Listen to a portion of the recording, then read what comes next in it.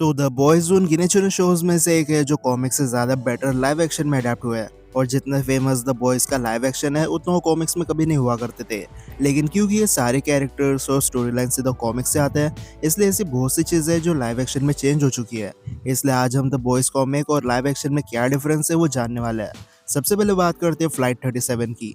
तो live action में plane hijack हो जाता है, फिर होमलैंडर और क्वीन मेव लोगों को बचाने आते हैं। मेव तो अपना काम ठीक से करती है, लेकिन होमलैंडर कूल बनने के चक्कर में प्लेन के सिस्टम को ही खराब कर देता है, जिसकी वजह से प्लेन बाद में क्रैश हो जाता है और होमलैंडर को आगे चलकर कई बार इसके लिए ब्लैकमेल भी किया जाता है।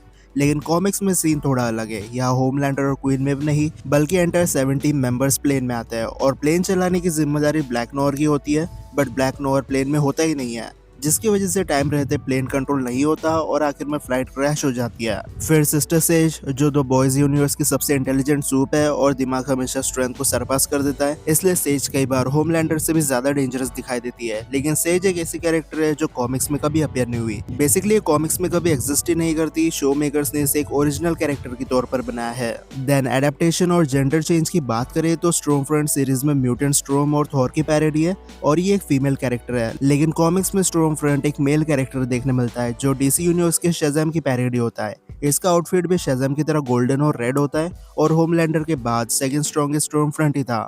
बस सीरीज में रायन की वजह से स्ट्रोम फ्रंट ऑलमोस्ट खत्म हो जाती है, लेकिन ओरिजिनली द बॉय स्ट्रोम फ्रंट का चैप्टर खत्म करता है।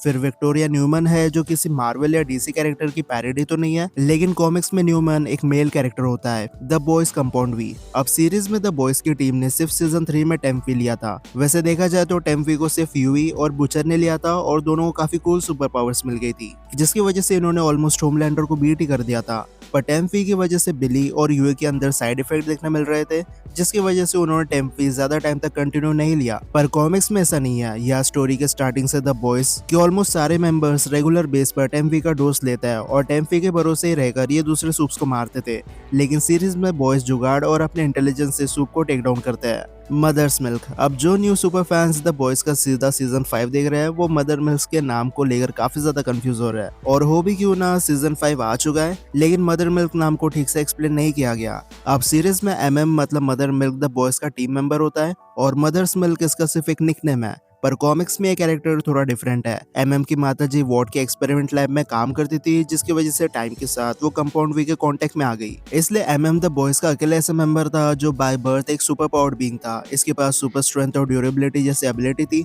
लेकिन ये अपने मदर का मिल्क कुछ दिनों तक कंज्यूम ना करे तो इसकी पावर खत्म हो जाती। एट्रेन एंड पॉपक्लॉ। अब सीरीज में पॉपक्लॉ एट्रेन की गर्लफ्रेंड होती है, लेकिन कॉमिक्स में दोनों एक दूसरे से कोई कनेक्शन नहीं रखते। इनफैक्ट कॉमिक्स में दोनों कैरेक्टर सिर्फ 1 या 2 बार एक दूसरे से बात करते हैं और जब बात ही नहीं हो रही तो लव इंटरेस्ट का तो सवाल ही पैदा नहीं होता। एट्रेन डेथ। अब कैरेक्टर डेवलपमेंट के चलते एट्रेन टाइम के साथ हीरोइक काम करना शुरू कर देता है। इसने सीजन 4 से ही होमलैंडर को बिट्रे करना शुरू कर दिया था। लेकिन एट्रेन की जो आखिरी मूवमेंट्स है वो बहुत डिफरेंट है। सीरीज में एट्रेन यूई को होमलैंडर से बचाता है और वहां से भागने की कोशिश करता है, लेकिन सामने एक लड़की आ जाती है और उसे प्रोटेक्ट करने के चक्कर में वो क्रैश कर जाता है और फिर होमलैंडर इसे मार देता है। ये बात अलग है, जाने से पहले एट्रेन होमलैंडर को इमोशनली डिस्टर्ब करके चला जाता है, क्योंकि जहाँ एक तरफ वॉट में होमलैंडर से सब डरते हैं, वही एट्रेन अपनी मौत को देखकर हंस रहा होता है। पर कॉमिक्स में एट्रेन एक ऐसा सूप होता है जो सिर्फ अपने बारे में सोचता है। लेकिन एक दिन बुचर इसे पकड़ लेता है और यूए से कहता है कि एट्रेन का चैप्टर खत्म कर दे। फिर बुचर एक रिकॉर्डिंग सुनाता है कि कैसे द 7 रॉबिन की डेथ पर हंस रहे होता है और स्टारलाइट को द 7 ज्वाइन करने के बाद कितना परेशान किया गया था।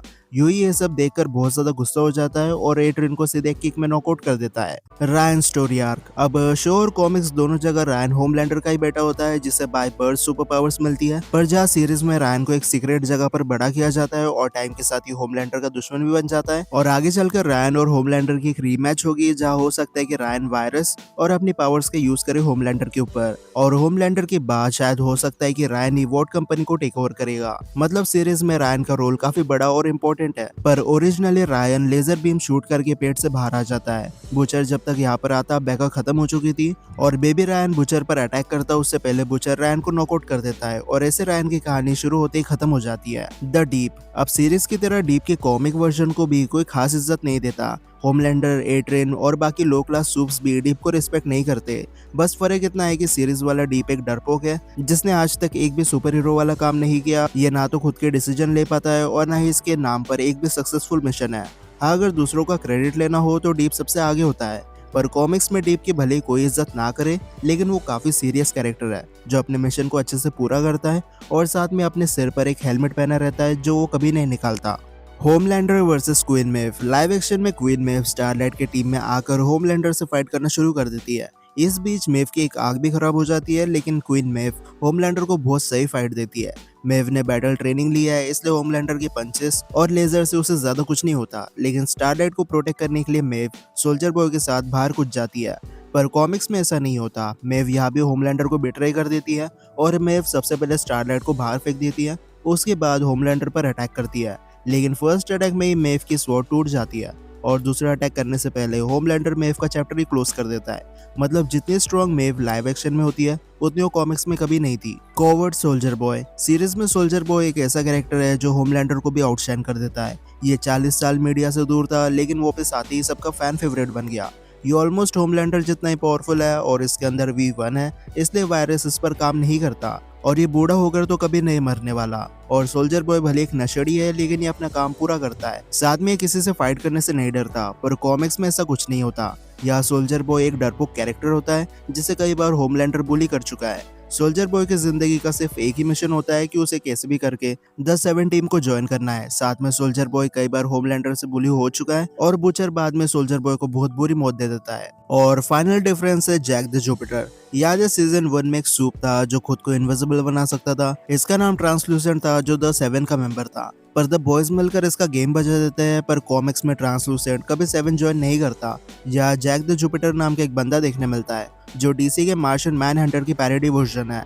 ये कहता है कि ये जुपिटर से आया है, लेकिन वॉट इसे एक्सपेरिमेंट करके बनाती है। लेकिन यही कुछ डिफरेंसेस थे जो हमें अभी तक देखने मिले। बॉयज का सीजन 5 खत्म होने में अभी काफी टाइम है, वरना लिस्ट थोड़ी और लंबी बन जाती। लेकिन आज की वीडियो यही तक थी। अब मैं मिलता हूं आपसे अगले वीडियो में, तब तक गुड बाय।